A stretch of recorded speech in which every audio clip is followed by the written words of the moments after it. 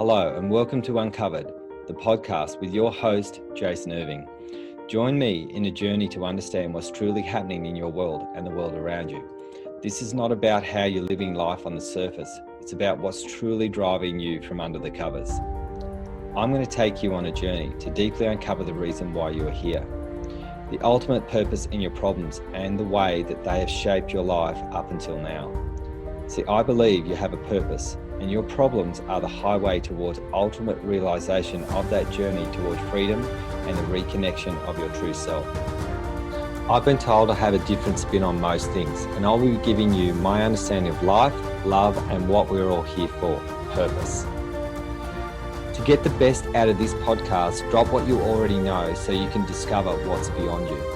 So join me, let's play this game of life and bring on liberation, transformation, and change. Let's do this. Hey guys, welcome to Uncovered. I've got this amazing person that I'm really excited to open up with today. He runs a Byron Bay yoga center, obviously in Byron Bay, in one of the most spiritual, most beautiful places in Australia. So welcome, John, to the Uncovered. I'm really excited to have you here. Thanks, Jason. Hello, everyone. I'm very happy to be here.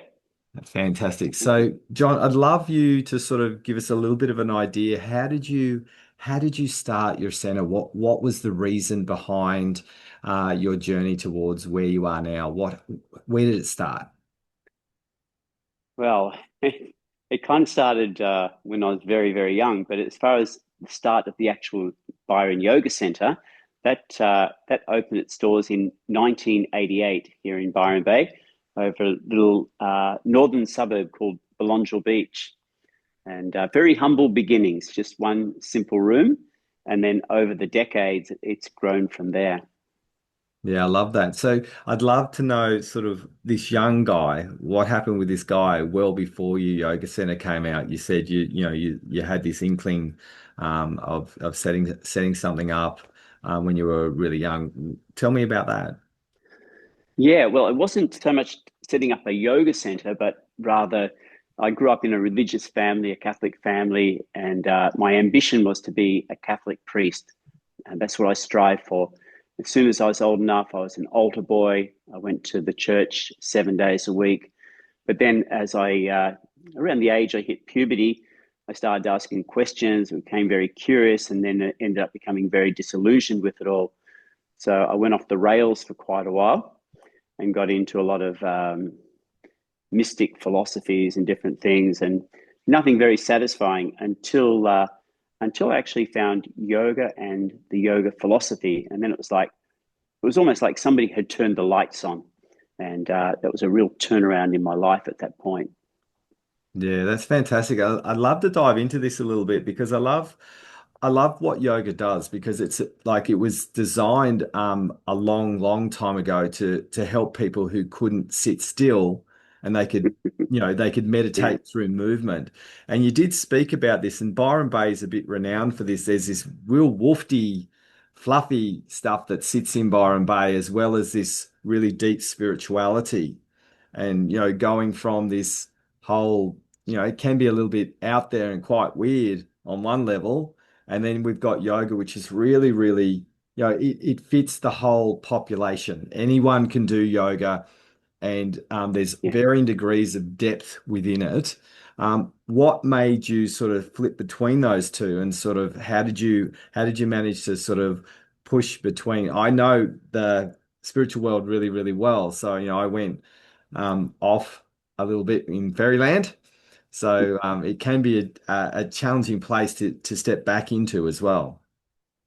Yeah, so as you say, Byron Bay has a bit of everything is here. Uh, all types of spiritual growth, personal development, self-exploration, and a lot of it is very fluffy and doesn't take you anywhere, and others is has a bit more depth to it. Yeah. But the thing about yoga,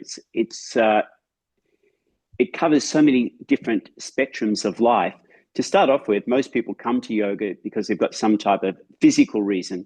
They either want to Yeah. become more flexible, they have an injury that they would like to address. And as they continue coming to yoga and they start to gain some flexibility and they start to sort out that injury they've got. But they find that the community that they're spending time with is quite attractive, and it meets a lot of those other social needs that they might have. And then the more you go into yoga, you start to find that there's more and more to it. In fact, I'd go as far as to say that what most people begin with yoga is like the tip of the iceberg. That's the postures. But the rest of that iceberg, which is more than 90% of the iceberg, is below the surface. And that's where we really start to get somewhere, where we start to do the pranayama, the meditation, and especially the philosophy. That's something that I'm really into these days. I mostly focus on teaching all the philosophy in our teacher training courses, but I still run yoga classes as well. Yeah, I love that. So, and that's a really lovely sort of way into this, because when people jump into personal development and spirituality, we can get really lost, can't we? Yes, indeed. Yeah, and sometimes people can get taken into a space and then they're just left there and they don't know what to do with it. And in some ways, they're worse off for the experience. I 100% agree. It can be such a big challenge to know how to direct people into the right way. So tell me a little bit about, yoga philosophy for the listeners who may not know anything. Quite often I've seen a lot of people, as you said, it can be about, stretching if you're not working on yourself, and all it is a stretch class, right? And then we've got this, and it requires someone like you, John, right? It requires someone who has a little bit more depth to be able to look at something a little bit more. What is this all about? Why did it come about? So can you tell us a little bit about, what yoga philosophy is? Yeah, so the yoga philosophy is based on simple principles. One of them is that we are a spiritual being currently dwelling within a material body, living in a material world. So based on that principle, so there's two core principles. One is we are a spirit soul currently dwelling in a material body, and this spirit soul is eternal. So once you start to grasp those concepts that we are eternal and we're going through this whole transmigration experience from one body to another, and not always in an upward direction. If we make poor choices in life, we can move in a downward direction as well. So the yoga starts to guide us how to make better choices in life so that we can slowly and gradually become a better version of ourselves, which is ultimately the purpose of human life. The purpose of human life is to become the best version we can of ourselves, rather than to accumulate the maximum amount of material possessions that I can. It's really about focusing on that personal growth, that personal development. Yeah, and I think this is really important, listeners, is that we're in a world where so much is materially based. And there's a really good question I'd love to ask you, John, because you've done something really, really special, right? In my opinion, Mm. from Anya's come to see your place. It's phenomenally materially beautiful, right? Mm. And what she experienced there made a huge shift for her. So I want to talk to this because a lot of people don't know how to get this right.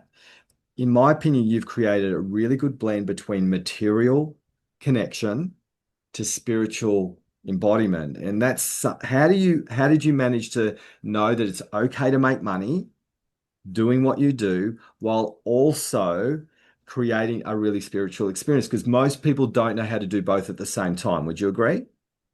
Yes, yeah. They usually either get lost in one or the other. They either get lost in materialism, which is unfulfilling and eventually leads them to despondency, or they try to get so spiritual and they can become basically materially bankrupt. Yes. But rather than going into either of those extremes, there is a middle road, but where the focus remains on the spiritual, but understanding that if we're really living, we can drill down to some of the details of what are spiritual principles. But if we're living by spiritual principles, then all of our material needs will be met. There's I'll just mention it now. There's a system of yoga called Ashtanga yoga, the Yeah. 8 limbs of yoga.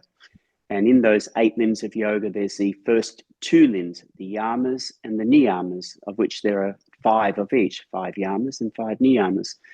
And the fifth one of the yamas in Sanskrit is called aparigraha. And the simple translation of that is non-hoarding, non-greed. So the way I live that in my life, when the universe, God, if you like, gives me more than I need, then what comes with that is the responsibility of how I redistribute it responsibly to others. And that's how Byron Yoga has grown.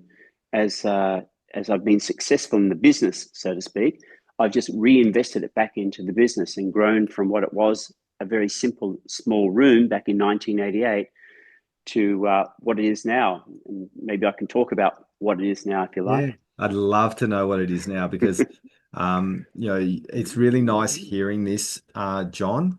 Because I know I've been up to Byron Bay numerous times, and I do, real life personal development, and there's people not always there doing that, and I think people really need to know what you've done that's very, very different in this beautiful part of our country.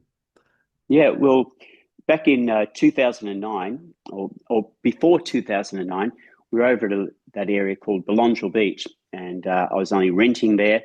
And the owners of the property, they were property developers, and eventually they said, "Sorry, you need to move out. We want to turn it into a housing estate." It's like, okay. So I started hunting around for a new home for Byron Yoga, and you could say by divine providence, the property where we are now became available. And it's 30 acres, only 1 kilometre from the centre of town. And out here where I am right now, it's like an oasis. You could be anywhere in the world, really. We're surrounded by bushland. And so we've got this 30-acre block.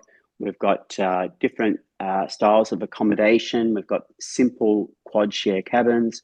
We've got simple twin share rooms. And then for people that like a bit more comfort, we've got ensuite rooms. Mhm. And whatever we do here, we make sure we do it well. We make sure it's very clean, very tidy, and very safe. We run it like an ashram. And the word ashram, again, another Sanskrit yogic word, and it means a place of safety. So when people come here, they feel safe, and then they're willing to take a risk to open themselves up and experience a place. So on the property, we have about 5 acres of organic gardens. We Wow. have lots of volunteers who are living here as part of that process of their own personal development, personal growth. And some of them work in the garden, some of them work in the kitchen, some of them work in housekeeping, some of them are fellow yoga teachers.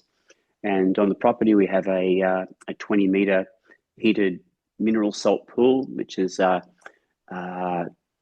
the mineral salt is very high in magnesium, so it just feels great on the body. Yeah, wow. Just recently, we acquired a sauna, which is fabulous, to relax after a good workout in the yoga room, so to speak. And it just the community of the visitors who come to stay with us on a retreat or to do a training, and the staff who are volunteering to stay here for a number of months, they intermingle and share, and it creates a really super positive environment. Yeah. I love that. And especially in this world, John, like you've created an ecosystem that's positive, peaceful. You get to learn an amazing spiritual concepts and be able to take them into the world. You know, it's an opposite environment to something like Sydney, isn't it? Yes, yes. People say that when they come and visit from Sydney, and when it comes time for them to leave, they say, "Oh no, I've got to go back to the real world." And I say, "Well, maybe here is the real world. Mm. Maybe out there it's not actually so real." But something that you mentioned about being environmentally sound, about being friendly to the ecology. So we try to be a living example of how people can live and have a minimum carbon footprint. So we catch all of our own water here for drinking, bathing, laundry, and the gardens. So we collect all of our own rainwater. Yeah. We handle all of our uh, on-site sewage. We don't rely on putting it out to for the council to deal with. And even with the number of people we have, we still only have a minimum number of those wheelie bins. We're able to produce a minimum amount of garbage. We recycle as much as we can on the property, putting cardboard and what have you back into the garden. So we're trying to be as friendly to the planet as we can be. Yeah, that is amazing. So for listeners who are listening to this here, and you maybe living in Sydney, or you're living in I'm from Canberra. Um, I really love what you actually said here, which is maybe this is the real world. And a lot of people, they go out of their real world to go and see your real world that you've created, and they feel this beautiful resonance to their spirit or their soul, and they feel good. And then, as you said, they go, I don't want to leave because I have to go back to that world that I never really wanted to be in the first place. And you've created a world that is something that we all need to remember to be going back home to again. So what do Mm. you say, like with, people, I'm sure people will get addicted to where you are, John, and probably just want to be a part of your ecosystem. What do you say to them to help them bring back John's world into their world when they're going back home? Yeah, it's quite interesting, really, because we have the two different main things that we do here. We have people who come for like a yoga holiday to rest and recharge, and you might say they become the addicts that just Yeah. come every 6 months or once a year. They come back to get that dose of the alternative reality. Then we also have the people who come to do our teacher training, and they're very interesting people. They're looking to change their lives by exploring about whether perhaps they could change their occupation from whatever it might be to be perhaps becoming a yoga teacher. And as we go through all of the training on how to teach yoga, for the anatomy, physiology, the techniques in teaching, all this side of things, when it comes to the philosophy, I start sharing with them. I give them a bit of a reality check as well, that making a living from teaching yoga is not an easy thing. No. And I highly recommend that they don't give up their day job. And the feedback I get from them is after they've been exposed to the yoga philosophy and started making it a part of their lives, when they do go back to their old day job, they're going back as different people. They feel different about it, and they feel they have reprioritized what's important in life, and they don't live for their job, but rather their job is just a means to live and to explore that personal growth. Yeah. Yeah, I love that. And I think this is really important. You are so up my alley, John. Like I've said, we run an academy to train people to become mentors, and it's really Mm, deep personal development. We use sacred geometry, as you can see the images behind me. yeah. Um, Go ahead. and the thing that I've quite often done is the same. I know how hard it is to run a business is not for everybody, is it?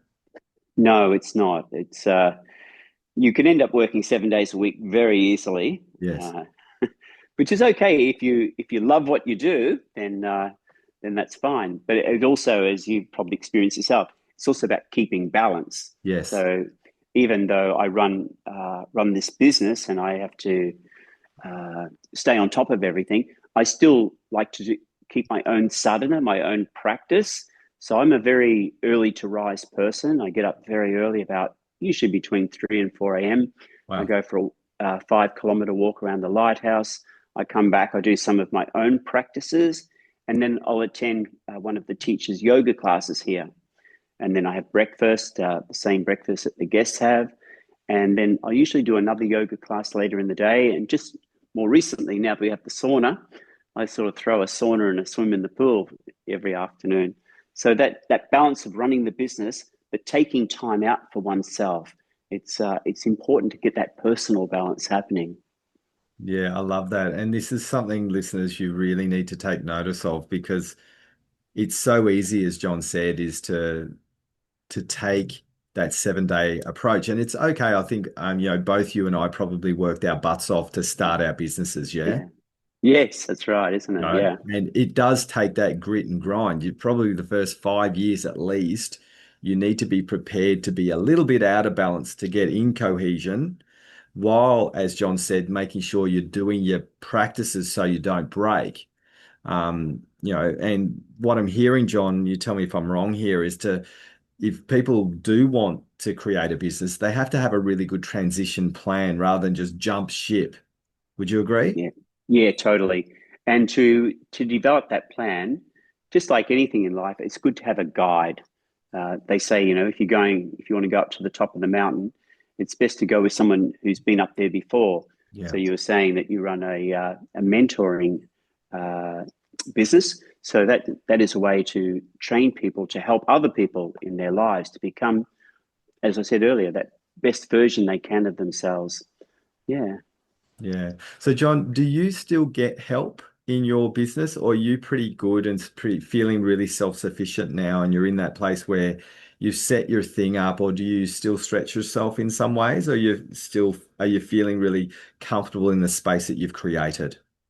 Well, the Byron Yoga Center is as big as I want it to be. So Okay. therefore, it's more now about maintaining it. But I'm still on a path of personal development, personal growth. I have a mentor. There's a farm, 1,000-acre farm, an hour's drive north of here in Murwillumbah, Uh-huh. called the Hari Krishna Farm. Uh-huh. And the president of that farm, his name is Ajita, and I look to him as a mentor. So I usually catch up with him about once a week and have a talk about things. He has a very similar operation there called Krishna Village, which is teacher trainings and retreats. So we brainstorm ideas and talk about how to deal with problems, how to find best solutions. But he's been a mentor to me now for well over 20 years. So not just a business mentor, but very much a spiritual mentor as well.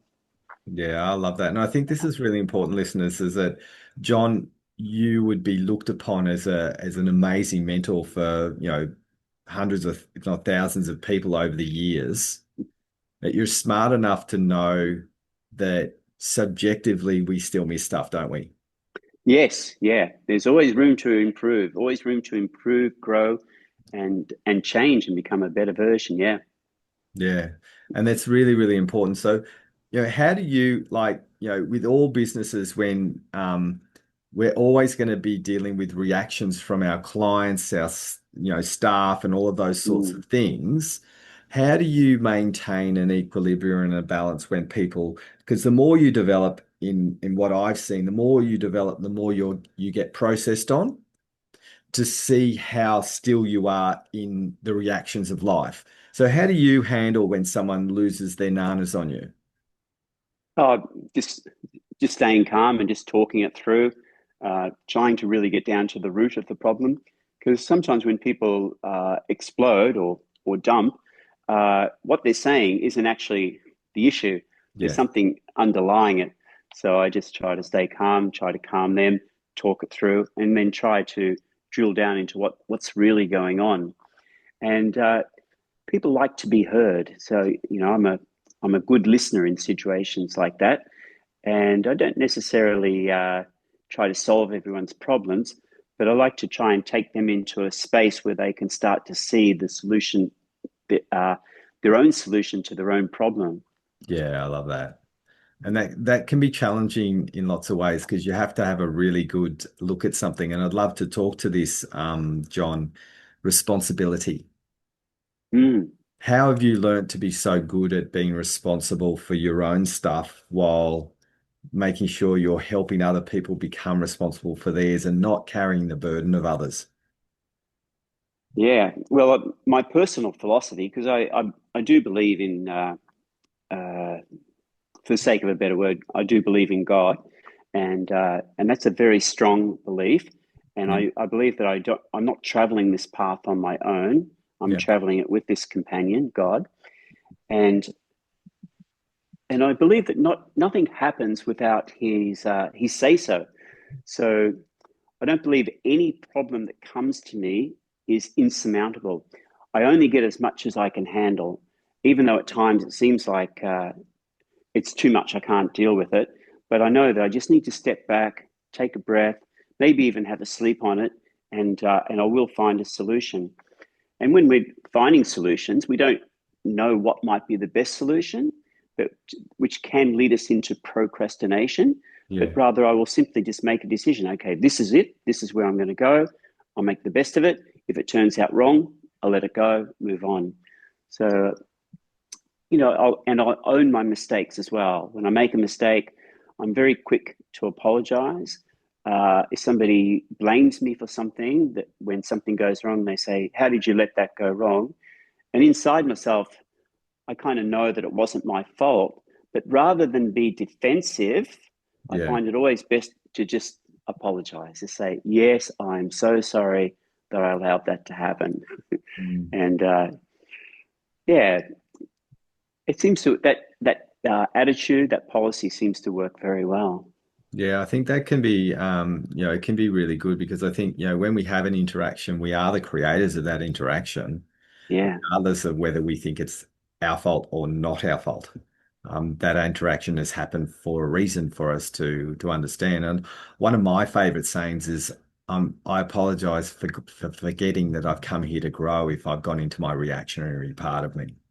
yeah, very good. Yeah. Yeah, and I guess it says something for the way I deal with things. Is I guess one of my best skills is I attract good people. So the Byron Yoga team, the core team, have been with me for well over 10 years. Some Oh, of them wow. double that number, and and really they take on so much of the responsibility themselves that it's quite easy when I need to. I can go away for a week at a time, month at a time.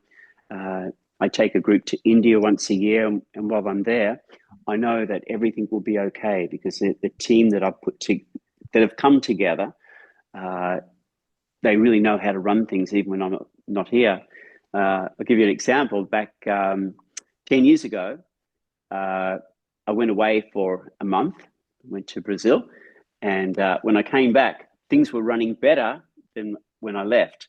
And I Wow. realized that I'd been micromanaging people too much, and I realized that I needed them to let them just get on with things, and that was a really good lesson for me.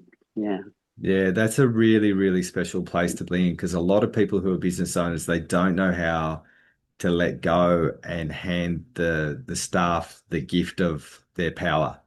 yeah, yeah, And I think, for you being in your position, John, to be able to know that you can go away, knowing that the ecosystem can be just as good, if not better, than when you leave. It shows what sort of person that you are, and to be also to understand you had an epiphany. Because some people they go back and it's better, and they go, "Oh my God, how can I can take all that control back because I'm not needed anymore." Right? yes, yeah.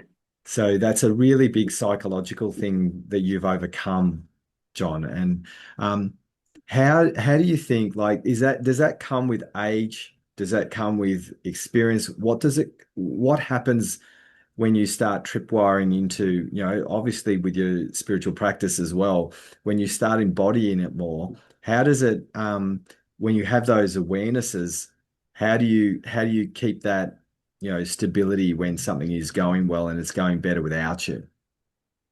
Yeah, I think you said it yourself. It comes with that combination of age and maturity. Now, maturity doesn't necessarily come with age, No. but with experience, with life experiences, and then making positive choices and seeing positive results. That is part of that process of maturing. Yeah. Uh, and I think that's been part of the key for me is just sort of taking time out to just sit and watch and see how things are developing, being willing to listen to other people's ideas. I consider myself to be somewhat of a benevolent dictator here because what I say goes, but at the same time, I listen to what staff want. And when they want something strongly enough, I'll listen to that and I'll try to make that happen. Even the sauna is one of those examples. They've been asking me to get a sauna here for about the last 2 or 3 years, and I'd been resistant. And then someone had a portable sauna. They put it here for a couple of weeks. I was like, oh, that is quite good. So then, I said, okay, we'll do it. We'll get a sauna. So I bought one of those portable, not portable, flat pack ones, and got an expert to come and put it together. And it's like, yeah, wow, they were right. It's a great thing to do. Yeah, I love that. And I think that's really important to know for listeners to know. Like, you're obviously the business owner. You have to make the decisions, and the system and the decisions do rest on you as the business owner, while at the same time, taking the advice and the information from, your trusted employees is so important. Now, I've got another question for you. Mm. Now, you got all of this connection to God, and then Mm-hmm. you lost your belief in it probably because of religion and Mm. losing the doctrine as opposed to, what God is definitely here to represent. And usually people, when they do spirituality, they go God and they put a skull and crossbone against it in Yeah. spirituality, and they say that's bad, this is good. Now, how did you um, make peace with that three-letter word that people in spirituality quite often call it a four-letter word? How did you do that? So at first, the pendulum swung completely the opposite way. And I thought there's no such thing as God. It's just a make believe thing. It's like Karl Marx said, it's just the opium of the people, just something to control everyone. So I just went full hedonism for about a decade in my late teens through most of my 20s, complete hedonism, which gradually moved into self destruction, Mhm. which led me to actually my introduction to this area. I went to a place called the Buttery, which is a drug rehabilitation center, and I went there for 5 months, and then it was kind of like a huge reset. And when I left there, I'd already exposed myself to yoga, but it wasn't enough to it was just something physical for me. And Yeah. I was really wanting something deeper and more meaningful. And it was actually through studying a book called the Bhagavad Gita. I'm not sure if you've heard of that, but it's a book that Mahatma Gandhi, he said that the Bhagavad Gita is a book that I go to each day, and I'll open it up at a random page, and it'll give me a thought for how I can behave on that day. Mm. So I found a lot of useful information there. And particularly, there's 18 chapters in the book. In the last chapter, chapter 18, there's 78 verses there. But it's this verse 66, which is really powerful, where Krishna says to his friend Arjuna, he says, give up all varieties of religion. And then if you can just surrender to God, if you can do that, then you have nothing to fear. And I fully embraced that then, and I continue to embrace that today. So I completely surrender and say, okay, whatever name you want to use, God, let's just get on with it. I'm completely surrendered to you. Whatever happens is your will, and let's get on with it together. And so I live a life without any fear, or at least that's my goal. And I'm successful most of the time. Yeah. Yeah, I love that. And so when we're looking at this, listeners, I think this is a really important aspect. My mic is my monitor is flashing just a minute. I'm just going to change monitors. See if that works better. There we go.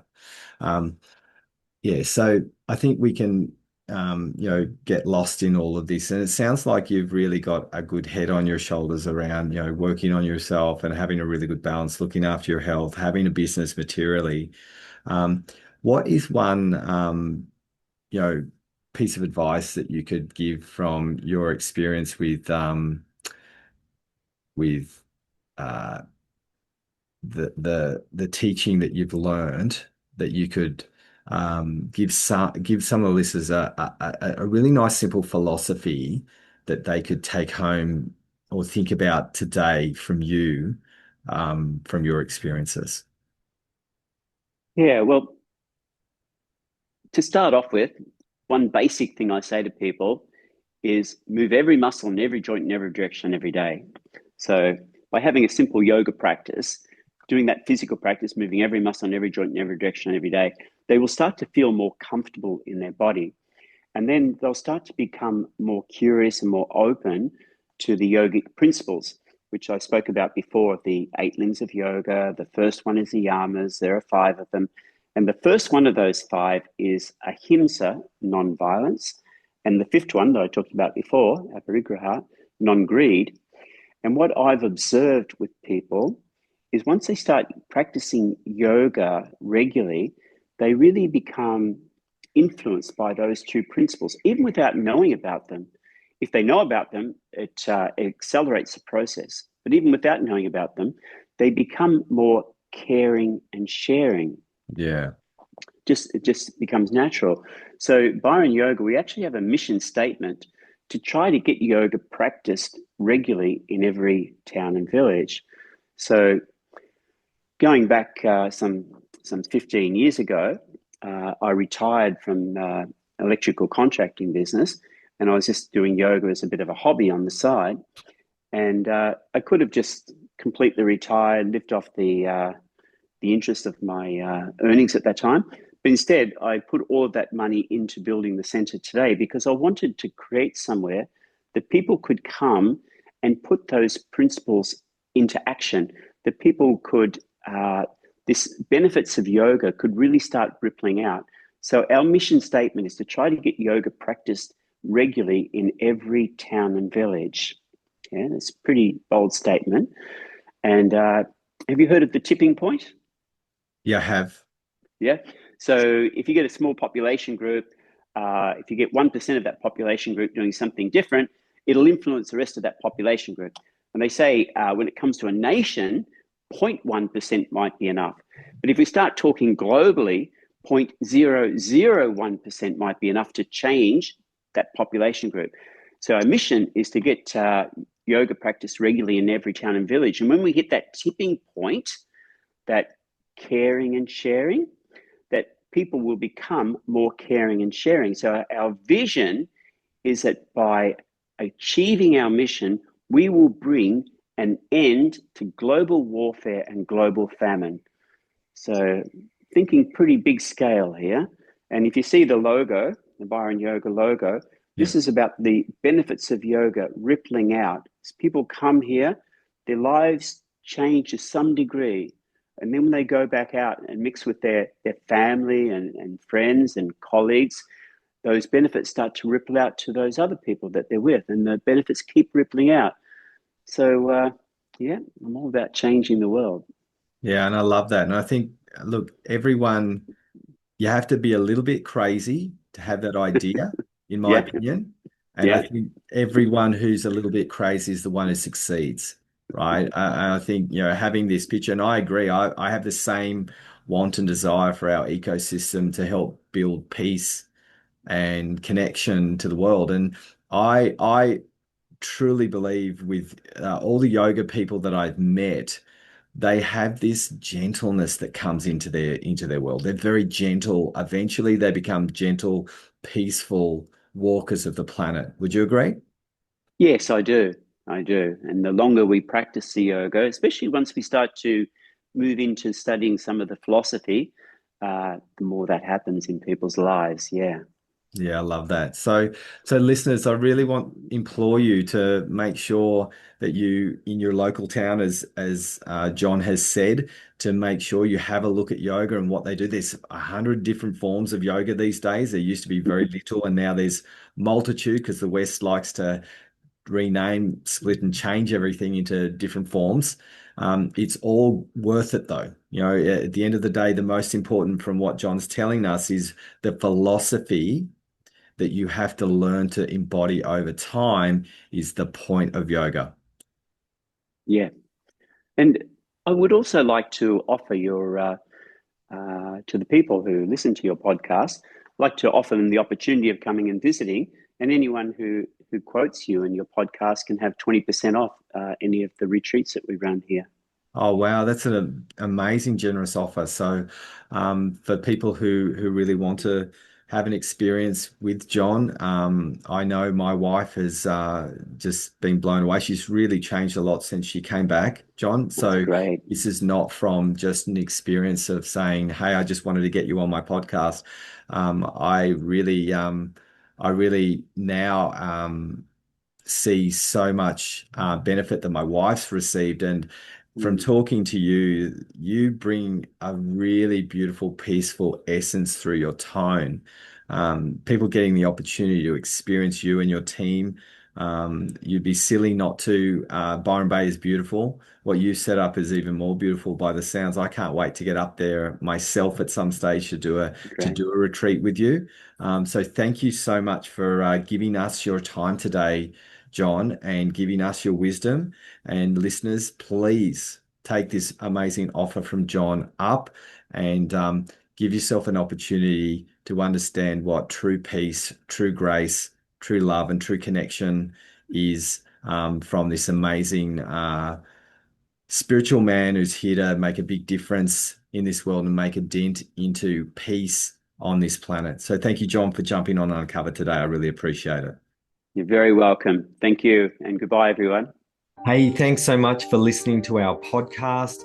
We'd love it if you could like and share it with your friends. Our website address is www.wellnessbreakthroughacademy.com.